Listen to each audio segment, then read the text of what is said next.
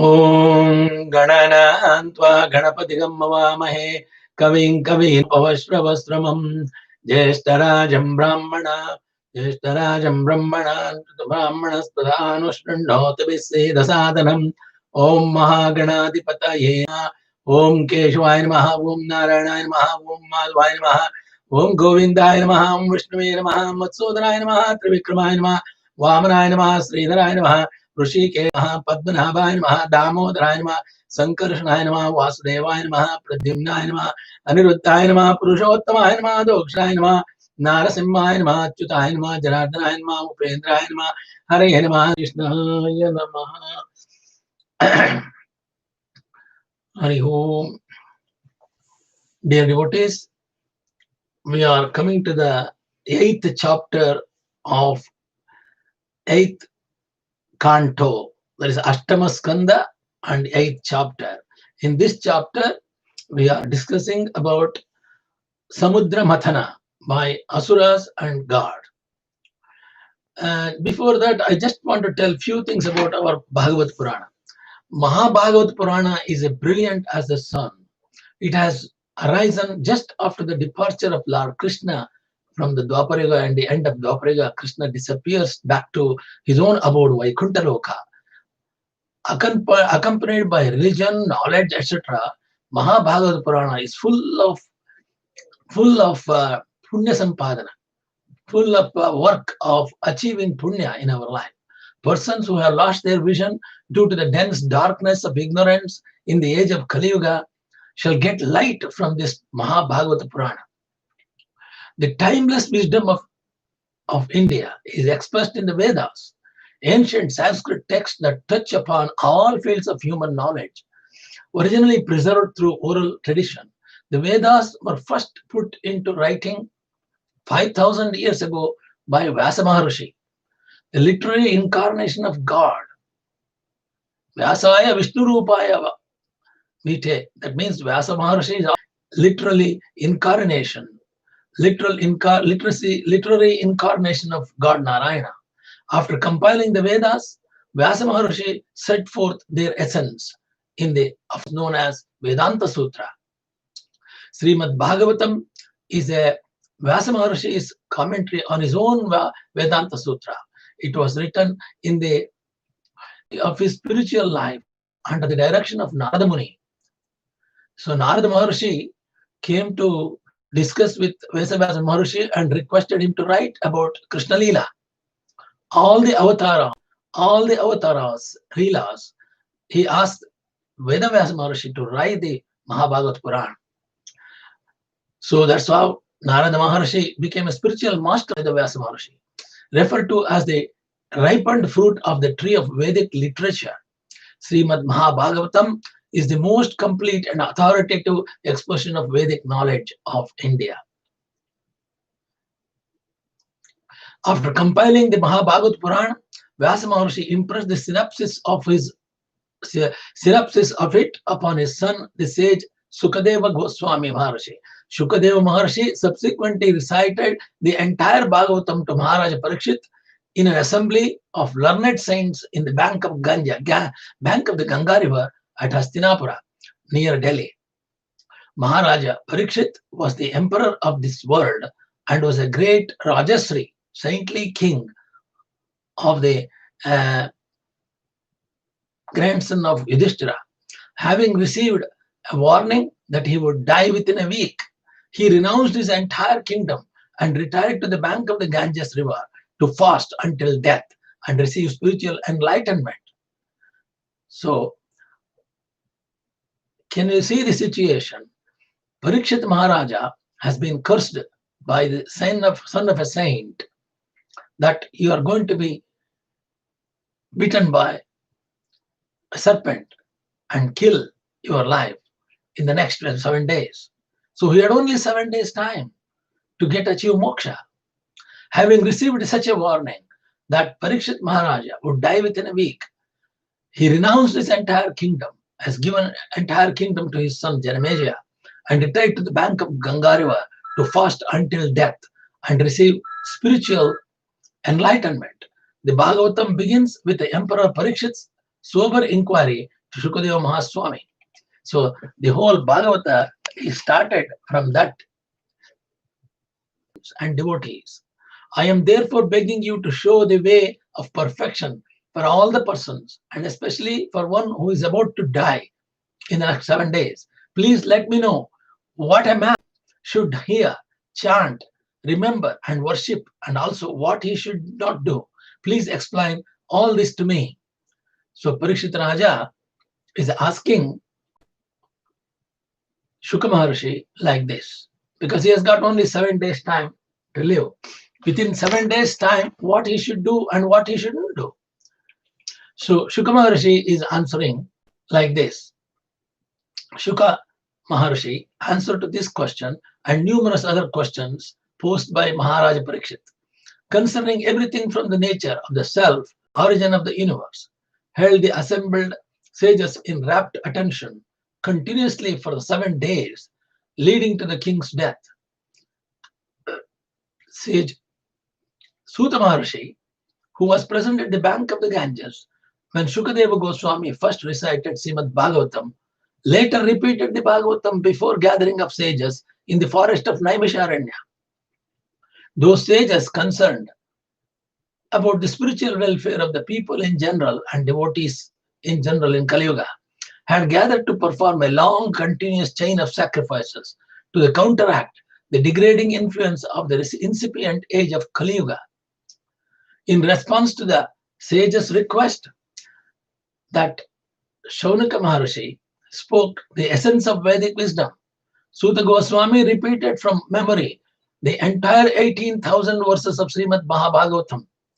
Mahabhagavata Purana has got 18,000 shlokas spoken by Shukadeva Goswami to Maharaj Parikshita. The reader of Srimad Mahabhagavatam hears a Suta Goswami relate the questions of Maharaja Parikshit and answers of Sukadeva Goswami also. Suta Mahapuranika sometimes responds directly questions put by the Shaunaka Rishi, the spokesman for the sages gathered in Naimisharanya. The Naimisharanya is a place in North India just between Kanpur and Ayodhya. And the Naimisharanya has got a special status. Naimisharanya, when the sages went and asked Brahmadeva to create a small place for the people to worship in Kali Yuga, where Kali will not going to interfere with his worship of Narayana.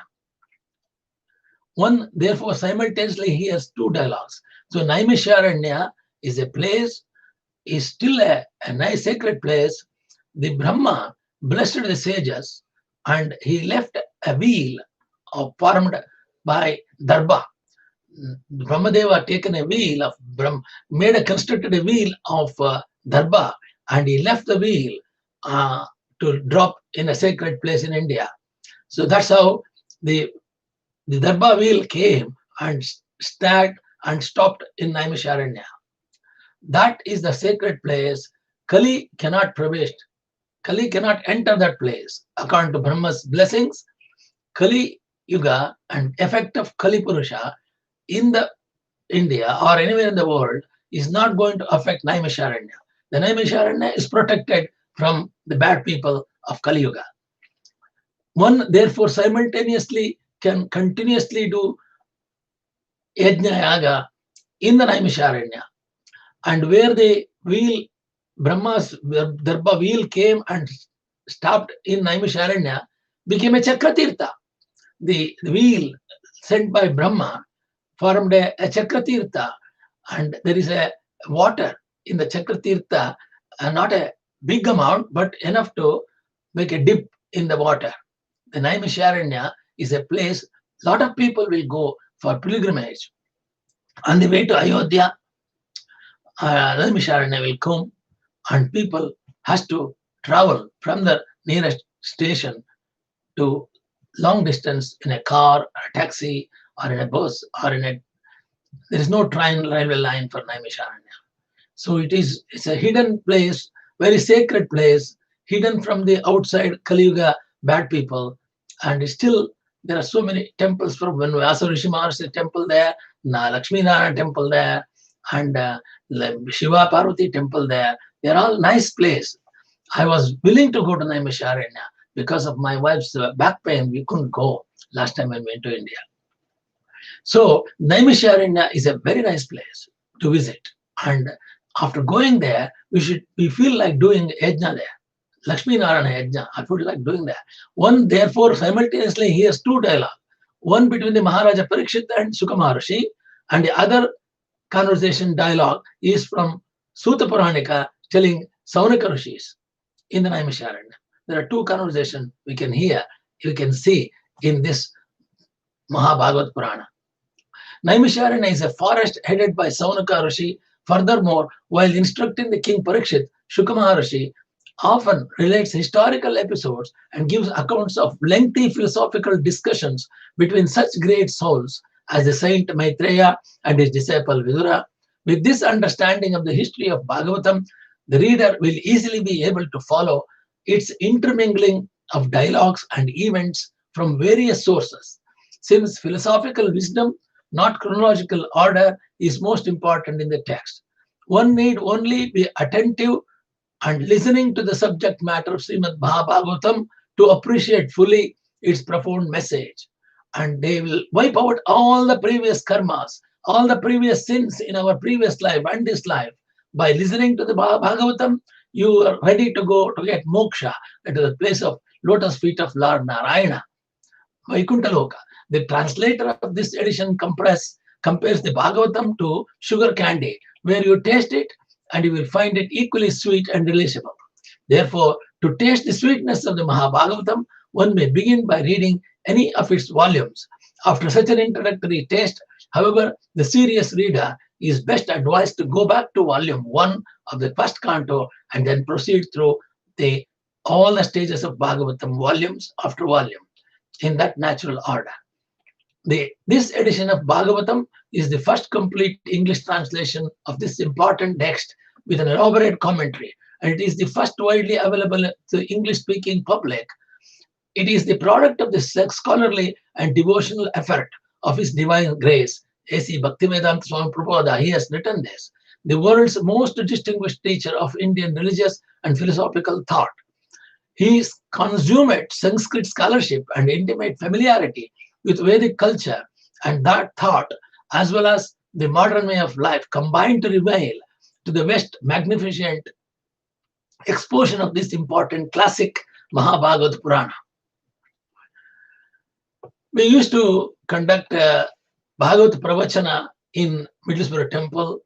Because of the temple is closed, because of the pandemic virus infection all over, we are locked out.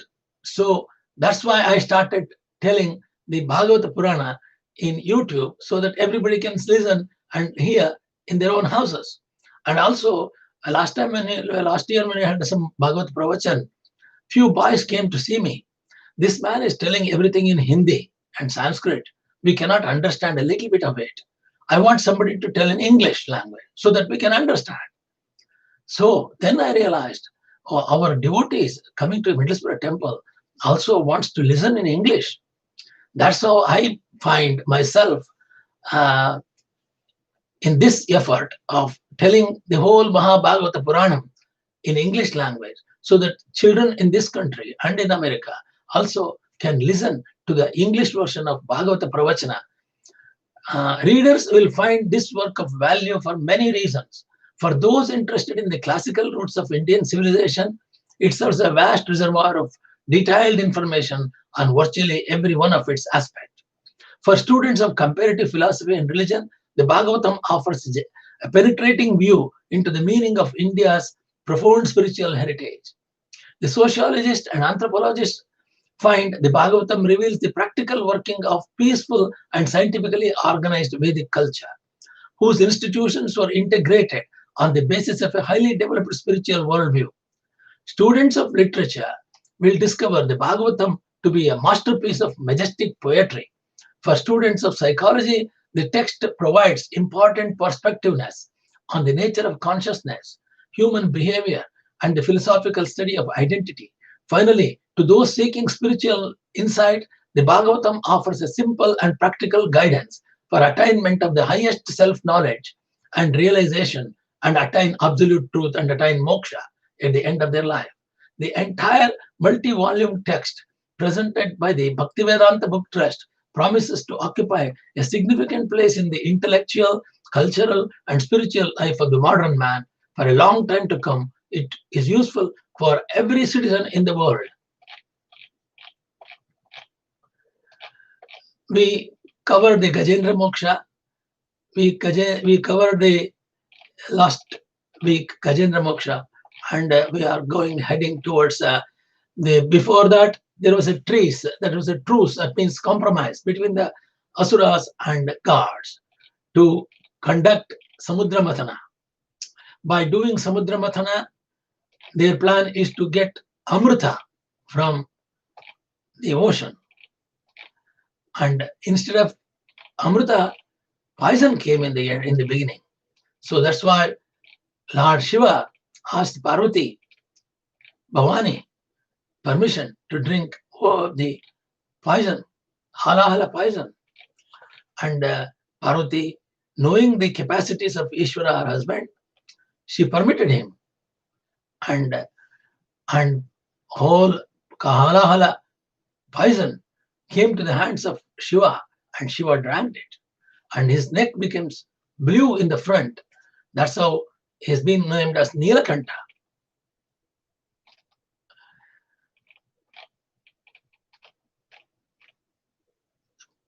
The entire universe was administered by Manu. The first Manu is called Swayambhu Manu. First of all, let me offer my humble, respectful obeisance into the lotus feet of spiritual master Lord Narayana.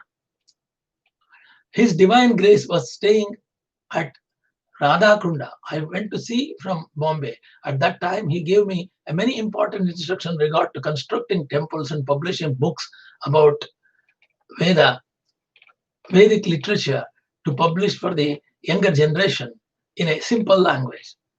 That's what they tried. The Kurukshetra is also a holy place, and it is near the western part of Delhi, on the way to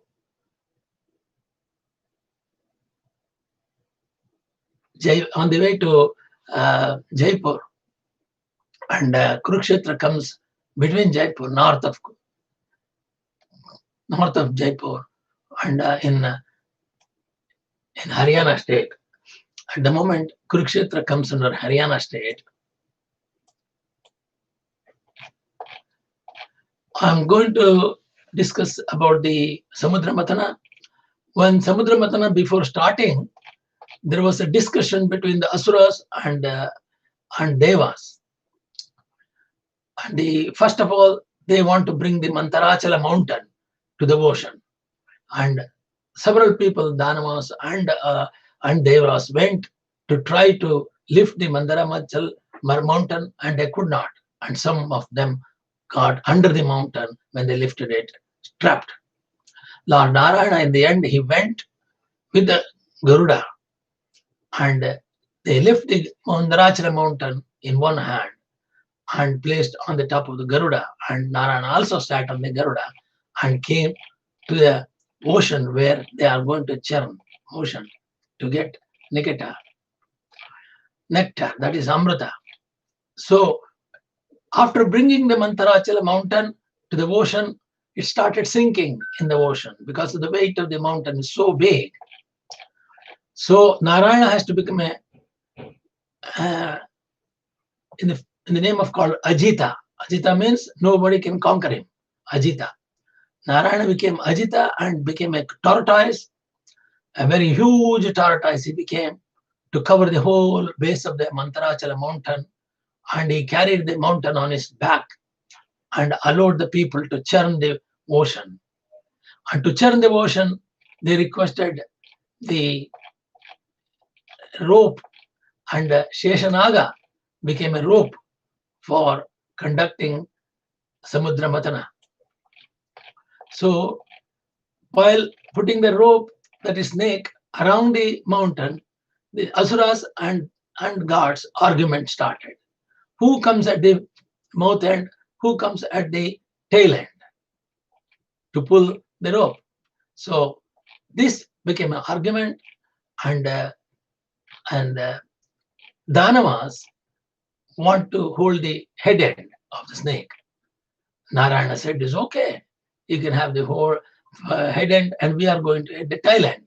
So Danavas went to the head end of the snake to pull the mountain, and the gods went to the tail end of the snake to hold and pull. This becomes very difficult for asuras because the Shesha, the serpent, is giving some tolerate this, but they tolerate it in the end. They have to continue because they have agreed to hold the head end of the snake to pull the rope. In the end of the day, asuras continued to pull the head end of the snake, and gods pull the tail end of the snake. They started sharing the devotion. And beginning, they get a big poison amount came. Hala Vishnu came. And that's how the Shiva has to come and help them. After Lord Shiva drank all the poison, with the gods and daityas took courage and resumed their activities of churning the ocean. Because of this churning, first Surabhi cow was produced. Great saintly persons accepted this cow to derive clarified butter from this milk and offer this clarified butter in oblations to great yajnas and sacrifices and yagas. Thereafter, a horse named Uchchashrava was generated. This horse was taken by Bali Maharaja. Then there appeared Airawatha and other elephants that could go anywhere in any direction. And these sea elephants also appeared. The gem known as Kusthubha Mani also generated. The Lord Vishnu took that gem and placed it on his chest. Thereafter, Parijata plant, flower plant, and the apsaras, the most beautiful women in the universe, were generated in the Samudra Mathana. Then the goddess of fortune, Lakshmi, also appeared. The gods, great sages, Gandharvas, and others offered her their respectful worship to goddess of fortune, Mahalaxmi, could not find anyone to accept as her husband. At last, she selected Lord Vishnu to be her master. Lord Vishnu gave her a place to stay everlastingly at his chest.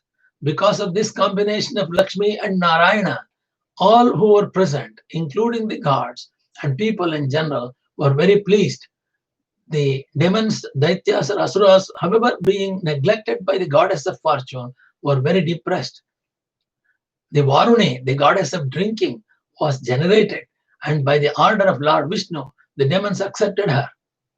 Then the demons and demigods, demons is daityas, the gods are devas, with renewed energy began to churn again. This time, partial incarnation of Lord Vishnu called Dhanvantari appeared. He was very beautiful and he carried a jug containing Amrutha. The demons immediately snatched the jug from Dhanvantari and began to run away. And the gods, being very morose, took shelter of Vishnu. After the Daitya snatched the jug up from Dhanvantari, they began to fight among themselves. Lord Vishnu solaced the gods, and who therefore did not fight but remained silent. While the fighting was going on among the Daityas, the Lord himself appeared as the incarnation of Mohini Avatara. Lord Narayana becomes Mohini Avatara, this most beautiful woman in the universe. This is the summary of the shloka, Sanskrit shloka, which I am going to read and explain the meaning. I told the summary of the whole thing. So it starts with the Shuka Uvacha.